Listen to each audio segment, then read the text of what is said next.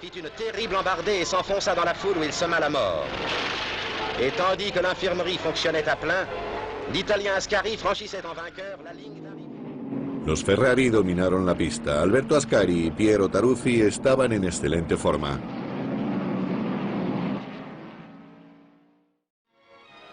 A freak thunderstorm hits the track as the cars get away for the final of the International Trophy. Ridge Parnell jumps into the lead as they head for Stoke. Che può sempre riservare grosse emozioni. Il grido della folla è mozzato dal gemito lacerante di una sbandata. È Giraud che ha sbagliato una curva. Ferita a una gamba, per fortuna non preoccupante. Il duello continua. Manzo numéro 14 est rapidement éliminé. Villoresi numéro 4 rate son virage, mais repart aussitôt. Étincelant numéro 3. Farina numéro 20 à son tour, victime d'un tête-à-queue, est éliminé. Quant à l'Italien Godia numéro 44, il évite de justesse l'accident mortel. Finalement, l'Argentin... Zwischenfall. Farina prallt gegen die schützenden Heuballen. Aber er kam mit 3 gebrochenen Ritten davon.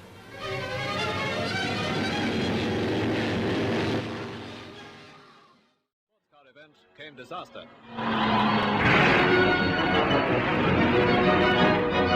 Rudolf Caracciola, a Swiss veteran, had crashed into a tree but escaped with a broken leg. Only 8 cars finished the grueling Grand Prix course, won by Piero Taruffi. 3 minuti è rimasto in gara Fancio. Ecco la sua macchina dopo il ribaltamento nel secondo giro, inservibile. Fortunato il pilota per essersela cavata con molte escoriazioni, ma nulla di grave, tanto da permettergli di rassicurare telefonicamente la madre in Argentina. La corsa prosegue. In der Nordkurve kollidieren Bonetto und Bera. Manson besorgt das Reifenwechseln unterwegs. Auch Maserati-Fahrer Bonetto hat kein Glück. Il campione del mondo riprende così la corsa. Una nuvola di fumo nero, gente che corre. La Bristol Cooper dell'americano Cole si è trasformata in una torcia. Urtato un muricciolo per non investire la Ferrari del belga De Tornago, Cole ha rotto il serbatoio della benzina. Incolume il pilota, sul suo viso si legge la gioia per lo scampato pericolo. Giornata infausta per le Ferrari. Après une heure de course menée tour à tour par Farina et Ascari, plusieurs accidents éliminent successivement Farina, Bera et Claes.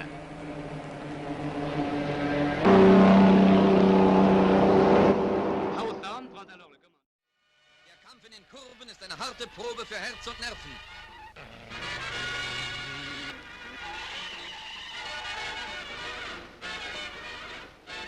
Mit einem Durchschnitt von 193.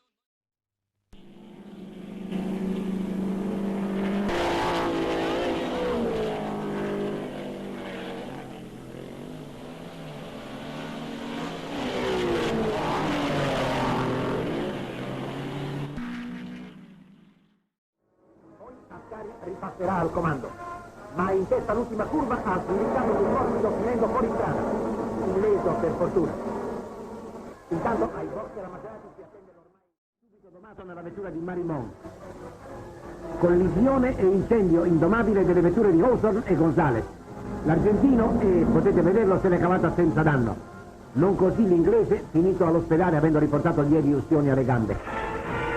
Rasentando il duplice rogo è passato in testa Farina e ritiratosi al 72esimo giro Marimon per guasto alla frizione porta a termine.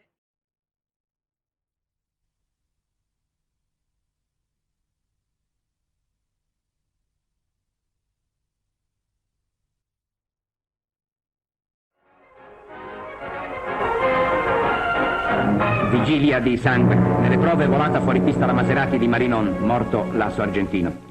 I famosi 3 caballeros sono rimasti in 2. Fangio al volante della Mercedes.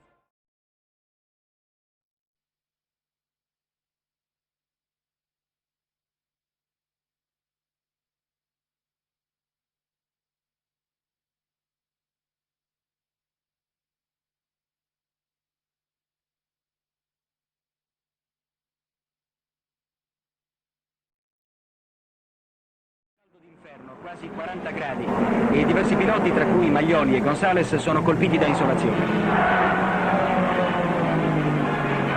Laufenden Band, Fahrer auf Fahrer muss seinen Wagen verlassen. Noch führt Ascari, doch sein Lancia gerät aus der Bahn, er gibt auf.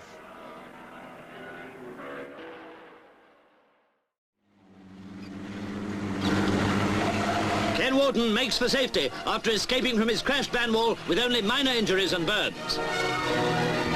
After a great race, it's Collins who streaks... Smoke on the horizon was a signal of disaster. Ken Wharton had crashed at Copse. A flailing de Dion tube pierced the tail-mounted fuel tank, and an inferno ensued, leaving a burned-out wreck. Wharton was lucky to escape, with burns to his arm and neck, and only a broken wrist. Salvadori dismounted from his... But tremendous excitement. Ascari has overshot the chicane. The car has somersaulted straight into the harbour. Frogmen standing by dive in to rescue Ascari, but his blue helmet pops up over to the left of the point where the car went in, and he starts to swim towards one of the yachts. The car has disappeared completely. A motor launch has picked Ascari up, and he is brought over to the harbour side where an ambulance is waiting.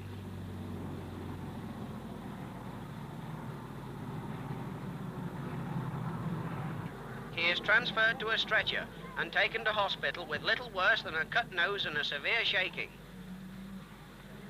This changes the whole aspect of the race. And now, number 44, the Ferrari driven by... Mais devant le clopole, Béra fait une terrible embardée. Sa voiture échoue sur le bas-côté de la route. More emphasis is placed on automobile racing in Europe than in the United States? John, that's hard to answer. On signale l'abandon accidentel de Béra, mais est-ce bien définitif? Non, fort heureusement non. Le champion français s'est tiré miraculeusement indemne de ce mauvais pas. Il revient à pied vers les stands, où il est étonnamment calme malgré l'émotion qu'il a dû ressentir. Who chooses to spin off just at this point. It's all right, Sterling. He hasn't bent your Maserati badly, just bashed in the tail of it. And off he goes for assistance from his pit to restart, while marshals push the car to a safer spot. Kling is still headed by Mieres in fourth place. Message tells us that he's lost a rear wheel at over 100 miles an hour at Eau Rouge. And here he is, sprinting back to the pits for a new Maserati, having parked the old one neatly by the roadside. Almost simultaneously, Ugolini has sent a mechanic to La Source to warn Perdisa to stop, so that Sterling can take over Maserati number 34 on his arrival at the pits. Unaware of the drama behind him, Fangio races on, setting a new lap record.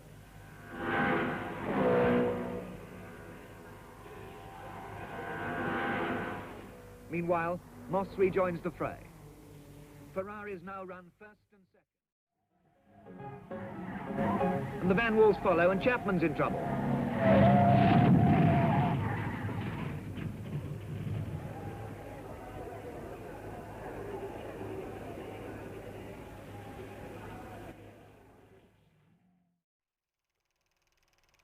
Abbey Curve, big commitment into Abbey Curve, and now something dreadful's happened, or at least it looks dreadful.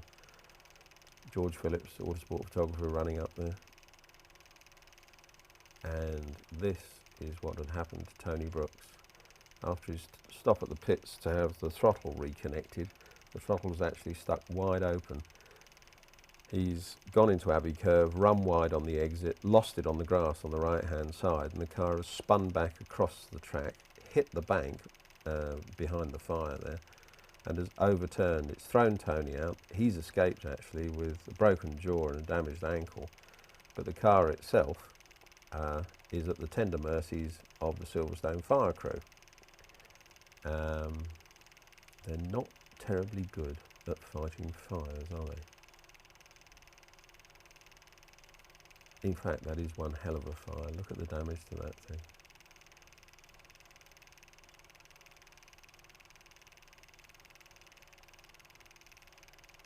They've got it damped down, but it's still breaking out every time they stop spraying it with foam. Still burning now, even as they're dragging it clear. Here's Moss rejoining after refueling. He rejoined still in the lead. his Ferrari teammate Peter Collins. As breakdowns thin out the competition, Fangio and Collins, Stirling Moss and Ron Flockhart.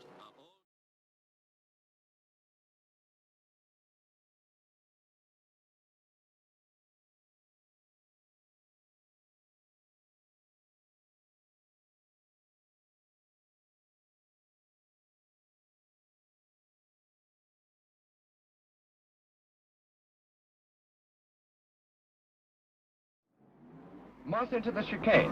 He overshoots. Fangio has slipped through, but Peter Collins is hit by a falling pole and crashes too. Immediately, Hawthorne joins him. Moss, Collins and Hawthorne all out as the second half of the field sweeps past. Now it's Fangio pursued by Brooks.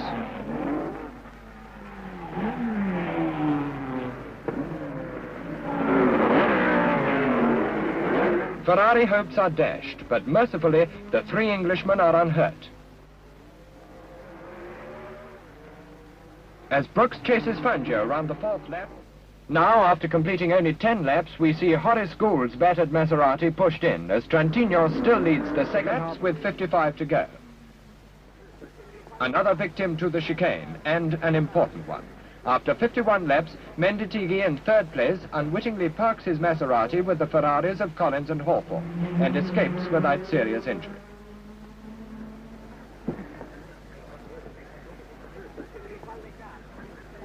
But it's an ill wind, etc., and Jack Brabham, finding himself fourth again behind Von Trips, reckons he might win this race at that.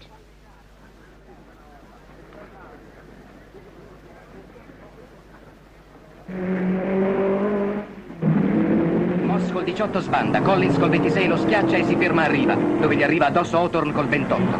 Una carambola paurosa. Nessuna ambulanza questa volta, è un miracolo. Un'ora dopo l'argentino Menditegui col 36 si incastra al molo. Ferito grave fugge in salvo per evitare un'altra carambola. L'ambulanza arriva questa volta, mascella e naso fratturati. Fangio continua e vince. Two Maseratis crashed during the race, one driven by Kavanagh, who skidded, the other by Ramos. No tragic results, I'm happy to say. Stirling Moss, number 7, chasing Harry Schell. Stirling Moss Cooper on his heels. There was a triple crash soon after the start. Nobody hurt. Cars involved, Lotus, Ferrari, Porsche. De nombreux dérapages et quelques incidents, tous sans gravité, provoquent des éliminations successives. Vera lui-même puis Moss doivent abandonner sur ennui mécanique. What's this? Shell's BRM slows and is out. A split radiator. Leaving Brooks in fourth place, but chased by the other BRM with Ron Flockhart at the wheel.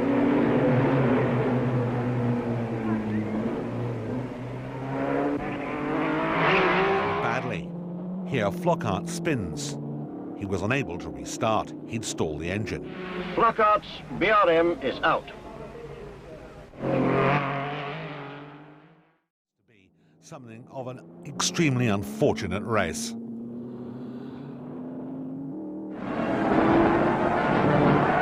Nello stesso punto dove Berà trovò la morte il giorno prima, Hans Hermann urta in una palla di paglia e la macchina rotola sulla pista. Il pilota è proiettato fuori, ma si rialza da solo. Riporta solo poche contusioni e uno shock. Un miracolo.